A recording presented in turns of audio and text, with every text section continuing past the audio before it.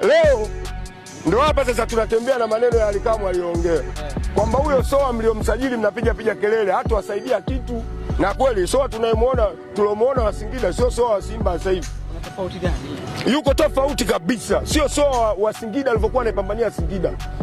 Soa alikuwa yuko tayari hata apewe red card kwa ajili ya kuipambania timu, lakini leo Soa yuko Soa na relax tu naye. Wachezaji wa Simba wanafanya nini? Wana relax. Huyo ndio Maema waliokuwa wanampigia kelele mashabiki. Ndio maana nikawaambia mashabiki wa Simba, msipige kelele na kuwatukana wachezaji. Hawa wachezaji wanatakiwa watoke hapa waende wakaipambanie timu. Haya maswala mnayoyaongea wanayasikia hawa, wana masimu makubwa. Umeona timu haijitumi. Huyo tulikuwa tunampigia kelele ndio Maema.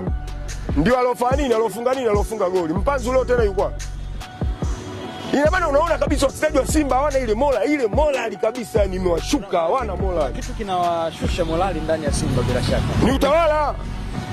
Kuna baadhi ya tetesi zinasema kwamba Matola ni sababu anatumika na baadhi ya viongozi wa Simba kuweza kuwafanya baadhi ya wachezaji wasifanye vizuri kwenye klabu. Hii inaweza kuwa na ukweli wote? No data, no right to speak. Lakini yani ushauri wangu mimi sasa hivi kama linaondolewa benchi la ufundi, basi mimi naomba lile benchi la ufundi lote liondolewe. Sawa. Kuanzia mameneja sio nani wote waondoke, wote wasafishe, walete watu wapya. Kwa nini tunganganie watu kila siku wao? Mtu ana misimu 8 yuko pale, mwingine ana miaka mpaka 10 yuko kwenye benchi la Simba. Ana manufaa gani? Umeelewa? Walete watu wapya, ziletwe na mchanga. Hata huku kwenye uongozi vile tuzione sura mpya.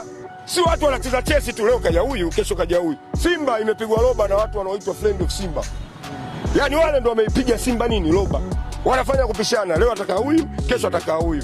Umeelewa? Leo anakaa huyu, kesho anakaa huyu. Hata bosi wetu vile anachangia hili. Yaani yeye Mo ilitakiwa huku upande wake wa 49% huku. Atafute watu wapi, hata wazungu walete waeke kwenye upande wake. Umeelewa? Lakini sio kuwachomoa hawa watu waliokuwepo kwenye upande wa Simba huko, unawarudisha tena kwenye upande wako wewe. Sasa nini maana ya uwekezaji?